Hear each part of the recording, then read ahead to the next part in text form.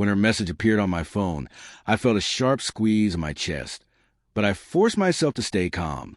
She wrote, "Going on a trip with my ex, hope you're okay." My thumbs hovered above the screen, and instead of showing the storm inside me, I typed back only 2 words. No problem. She didn't realize how much those words truly meant. We had been together for 3 years. I gave her my trust, my commitment, and even my vision of the future. I thought we were building something solid, but recently I could feel her slipping away. The late replies, flimsy excuses, and her inability to meet my eyes told me more than her words ever could. That message was simply confirmation of what I already knew. I didn't confront her. I didn't beg. Instead, I prepared in silence. Weeks before, I'd already started collecting evidence. Screenshots, call records, and photos. I knew she was still in contact with him. I knew about the hotel booking, the destination, and even the exact time of their departure. Her ex had left the social media wide open, and I used it to my advantage. That night, I didn't drown myself in anger. I invited a few friends over. People who had seen how much I had given her, how unfairly she had treated me. I shared my plan, and they agreed I deserved better than humiliation. My revenge wouldn't be loud or reckless. It would be subtle, irreversible, and final.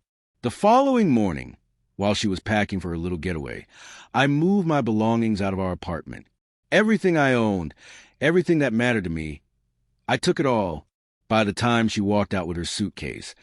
The place looked exactly as it did before I ever moved in, bare and hollow. But I didn't stop there.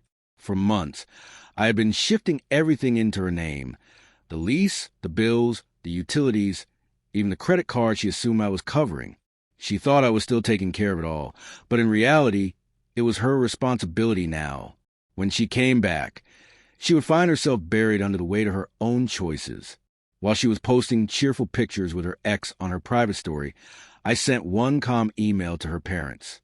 Attached were the screenshots and proof of her betrayal. I didn't add insults or rage, just the truth. I knew how much she cared about their approval, and I let the facts speak louder than any argument. Then, I erased myself from her world. I blocked her on every platform, changed my number, and left no way for her to reach me. To her, it would seem like I had disappeared overnight, leaving behind nothing but silence. The silence she never expected me to give her.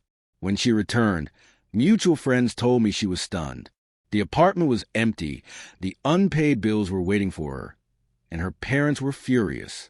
Her ex, realizing the mess she had dragged into his life, distanced himself almost immediately. Suddenly, the safety net she counted on was gone. She tried to get to me through others, begging for a chance to explain. But I stayed silent. The last thing she ever heard from me was, "No problem." And those words were enough. In the weeks that followed, I poured my time into work, hobbies I'd forgotten, and people who truly valued me. The freedom I felt was heavier than the love I once gave her. It was a relief to breathe without suspicion, to move forward without carrying the weight of lies. Meanwhile, she unraveled. Without her ex, without me, and without her family's trust, she was left with nothing but regret. People said she cried, wishing she could take it all back. But life doesn't move in reverse. Choices have consequences. Months later, I crossed paths with her once. She looked older, exhausted, broken. She tried to smile, but I simply nodded and walked past. That chapter was finished, and I had no interest in reopening it. Her trip with her ex cost her everything. For me, it only cost 2 words.